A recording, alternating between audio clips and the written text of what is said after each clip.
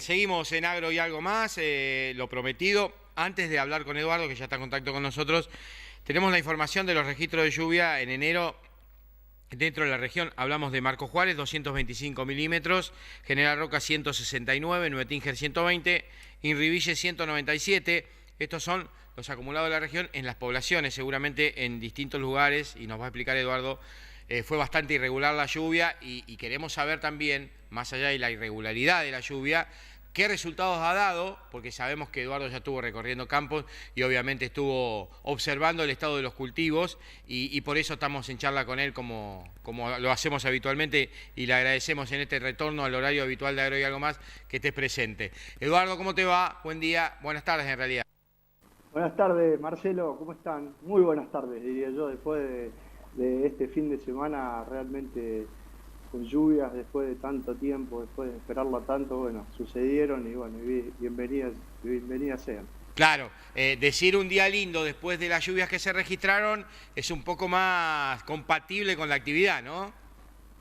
Y bueno, claramente, viste, cuando vos pensás, armás la estrategia, trabajás todo el año pensando en un determinado momento que veníamos transcurriendo y no hay forma de que entre la pelota dentro del arco, viste, se complica. Y bueno, evidentemente el clima, bueno, empezó a mostrarse con una cara completamente diferente, Marcelo.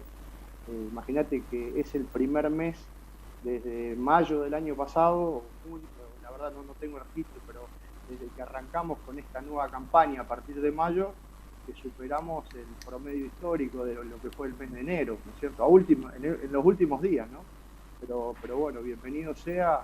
Normalmente enero es un mes de 110 milímetros de promedio histórico para Marcos Juárez y bueno, tenemos más de 180 milímetros, 190 milímetros, en algunos casos un poco más, pero bueno, realmente llegó el momento de la lluvia, ¿no? Llegó el momento de la lluvia porque fue un año extremadamente complicado, con las heladas en el trigo, al principio en los estadios de maíz, y no llovía, y las máximas precipitaciones que veíamos eran un 40, un 35 milímetros.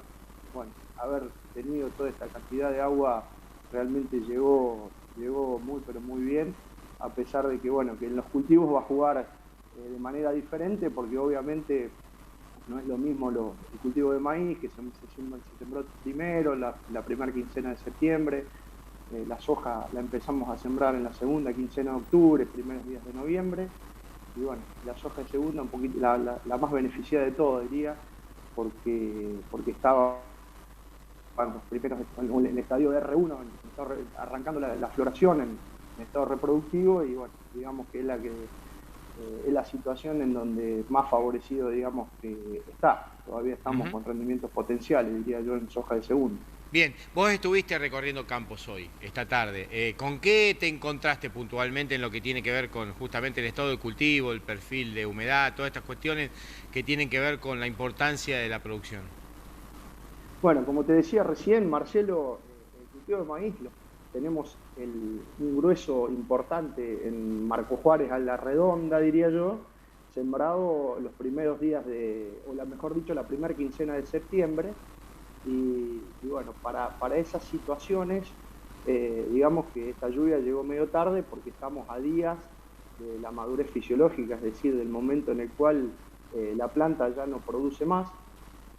Por lo tanto, estas lluvias prácticamente van a jugar muy poco en los últimos días del llenado de grano, que no es específicamente lo que define el rendimiento de forma importante. O sea, lo que hizo el cultivo de maíz, fundamentalmente lo que te decía, los sembrados por los primeros días de septiembre, prácticamente esto no va a jugar de una manera exponencial, no es importante, a pesar de que se ve y se observa una diferencia importante entre productores que manejaron el cultivo de maíz con altos niveles de nitrógeno, con número de plantas. Es decir, va a haber una diferencia, porque yo estoy viendo, inclusive sobre la ruta se observan maíces con altos niveles de nitrógeno, que todavía están un poco más verdes. Eso significa que van a tener unos días más de llenado de grano y realmente se va a expresar un poquito más en el rendimiento, no va a ser importante esa diferencia, a pesar de que en los ensayos que estamos viendo, que tenemos testigos donde hay valores muy altos de nitrógeno con respecto a los valores medios, estamos viendo una diferencia de rendimiento que realmente se va a expresar de forma, para mi forma de ver, significativa, teniendo en cuenta la relación de precios que tenemos hoy del maíz con el valor de los fertilizantes nitrogenados. Te voy a hacer la pregunta, de los que la lluvia nos agarra sin campo, que habitualmente preocupa, pero que indudablemente lo que tiene que ver con el éxito de la producción agropecuaria también depende de la actividad comercial nuestra. ¿Cuánto hace falta de aquí al fin del proceso, tanto de la cosecha de maíz, como decís vos, que no le va a ser demasiado con el resultado, soja de primera y soja de segunda, de aquí a ese proceso, cuántos milímetros hacen falta y si ya se logra un perfil de humedad óptimo? Mirá, nosotros estuvimos clavando el barreno y lo que estábamos viendo es que la humedad en lo que es soja de segunda penetró hasta el 1,5 metros de profundidad. Realmente la lluvia fue muy, pero muy importante, porque lo que venía ocurriendo era que llovía 20-30 milímetros y mojábamos los primeros centímetros del suelo. En esta situación fue completamente diferente, tuvimos lluvia, imagínate, jueves, viernes, sábado y domingo, a la cual, bueno, ahí tenemos una situación media complicada con los maíces, que después si querés la comentamos, que fue cuando se junta la lluvia con el viento fuerte, se ven algunas ruedas de maíz que buscaron volcarse. Pero yendo a tu pregunta, Marcelo, lo que es soja de primera, estamos en un estadio de R4, R5, eso significa que entramos en el periodo crítico importante, o estamos apenas pasaditos, pero estamos todavía en carrera, con un potencial de rendimiento todavía que se puede expresar, a pesar de que con estas lluvias vamos a tirar los próximos 15-20 días tranquilamente, y lo estoy pensando desde el punto de vista de lograr los máximos rendimientos, que acá 20-25 días tengamos otra lluvia. La soja de primera todavía va a estar produciendo, diría yo, hasta los primeros días, o sea, todo el mes de febrero, ¿sí?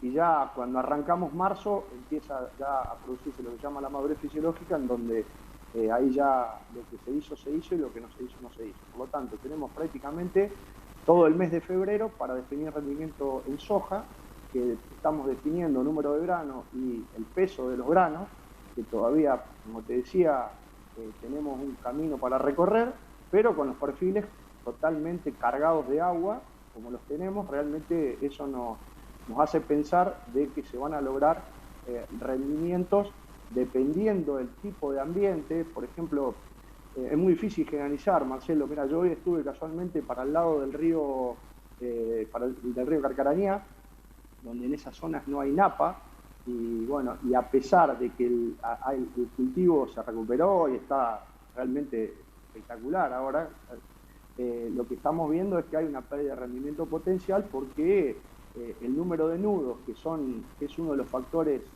me pongo un poquito técnico, pero lo tengo que explicar para que me lo entiendan. El número de nudos va a definir la cantidad de lugares donde se van a instalar las chauchas.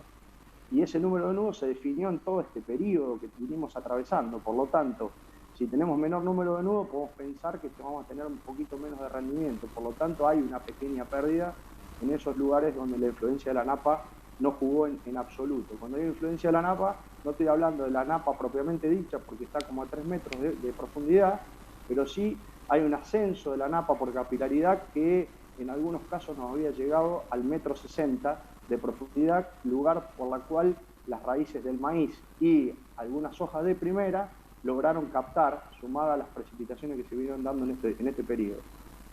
Por lo tanto, ¿qué te digo? Que si en febrero ahora necesitamos temperatura y sol, y días con mucha luz para que se dé fotosíntesis. Si en febrero se da alguna otra precipitación de acá a 15-20 días, bienvenido sea, eso va a ayudar a la soja de primera. Con respecto a la soja de segunda, todavía hay un camino larguísimo por recorrer.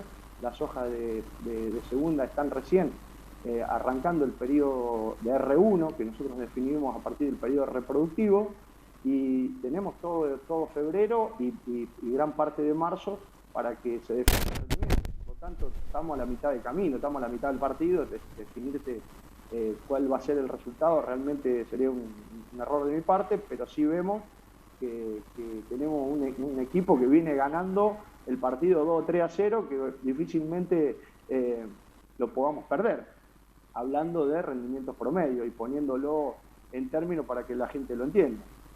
Eduardo, gracias por el contacto. Seguramente a lo largo del año te vamos a requerir. Sabido es que hay nuevos proyectos y te tendrán como protagonistas en la tele. Así que por ahora muchísimas gracias y seguiremos día a día el desarrollo de lo que tiene que ver con los cultivos y materia de producción. Chao, querido. Marcelo, déjame terminar de contarte que se viene un ataque, estamos viendo algo de bolillera en soja de segunda, cosa que el productor tiene que estar atento. Déjame contarte esto, sí. Déjame contarte que también se viene, hay presencia de enfermedades, en lo que es soja de primera, algunas están para hacer algún tratamiento, solamente como ayuda al productor, hablen con su técnico de confianza, llévenlo al campo, que les ayude a tomar buenas decisiones. Creo que este detalle que te estoy comentando es un mensaje que le quiero dejar al productor, que me parece interesante para que termine cerrando un año interesante. ¿Tiene que ver con la presencia de las lluvias, la presencia de las enfermedades o son independientes? No, en realidad la lluvia desencadena la presencia, desencadena la presencia de enfermedades y la semana pasada ya estábamos viendo presencia de huevo de bolillera, de soca bolillera y hay que estar muy atentos, sumado a que en algunos casos hay algunos, la dañuela roja, que es otra enfermedad que venía con la sequía, no terminó de limpiarse con esta lluvia. Vamos a ver cómo evoluciona en los próximos días, porque hay todo un control biológico por parte de microorganismos que los afectan, pero no dejen de revisar los lotes y no dejen de consultar a su ingeniero de confianza, que es quien le va a ayudar para poder resolver estas cuestiones que se vienen en los próximos días, que me parece interesante para agregar, porque creo que le va a sumar al productor. Seguro que sí. Abrazo enorme. Ahora sí, Eduardo.